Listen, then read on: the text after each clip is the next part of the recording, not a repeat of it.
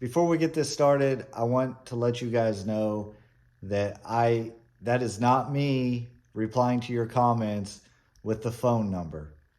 I would never ask you guys for money or anything like that. I apologize for the scammers doing that. Uh, Enjoy the video. All right, it's been 8 days. 8 days since the fishing world took a huge hit with the cheating scandal. And now there's cheating scandals coming out everywhere. From NASCAR to poker, the chess thing. But let's reel it back a little bit on this walleye cheating. All right, so an update for it.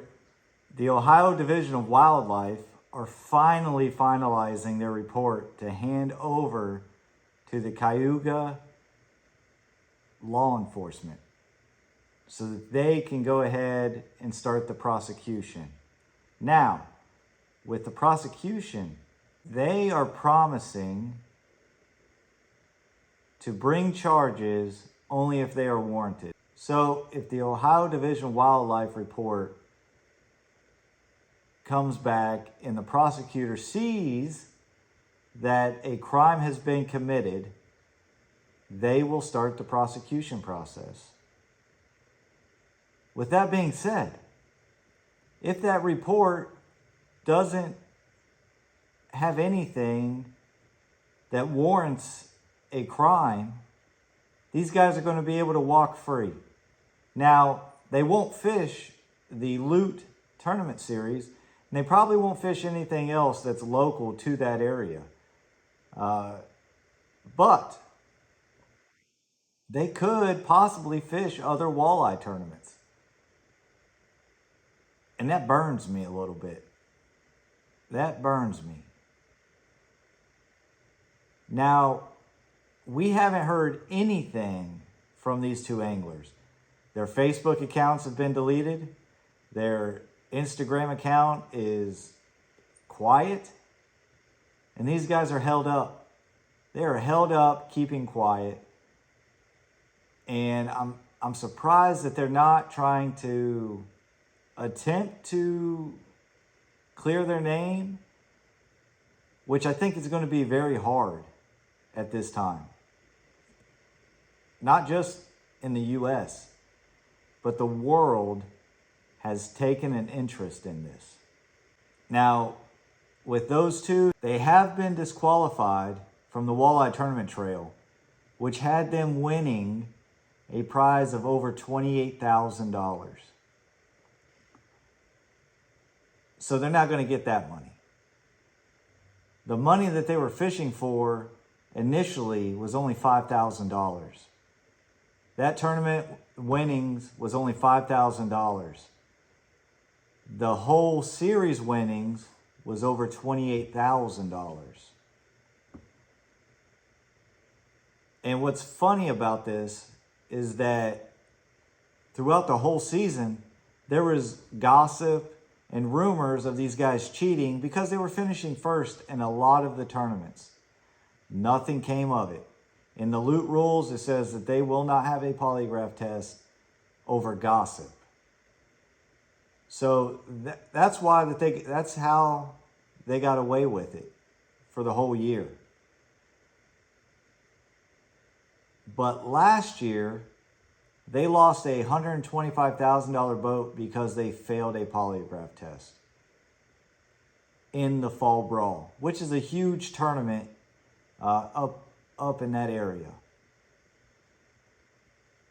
To me, if I was the tournament director, these guys had already failed a polygraph test on a larger series. That would have raised speculation of, I should probably listen to my fellow anglers that are fishing in the tournament series. Why was that not something feasible to action on? But, you know, the damage is done. That tournament director has to gain the confidence back in the anglers that fishes his series that he's going to do the right thing. And I think he will be able to do that.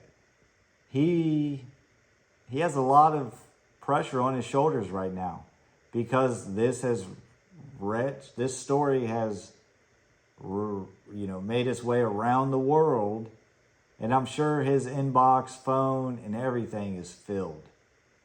I don't have anything else. That's the lowdown on this whole story. 8 days waiting on a report, and the cheaters haven't came to speak to anybody. I'm at loss for words, guys. I'm at loss for words.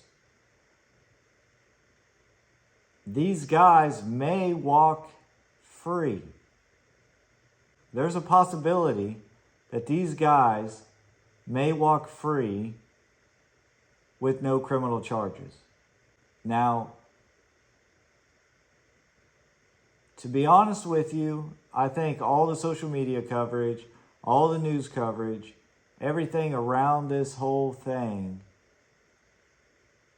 is enough to affect them for the rest of their lives. This is huge. This is huge. Let me know in the comments if you think that criminal charges need to be brought up on these guys. I'll keep you updated every little bit I get. Thank you guys for tuning in and wanting to know this stuff, because I think you guys deserve it. Everybody deserves it. We'll see you later.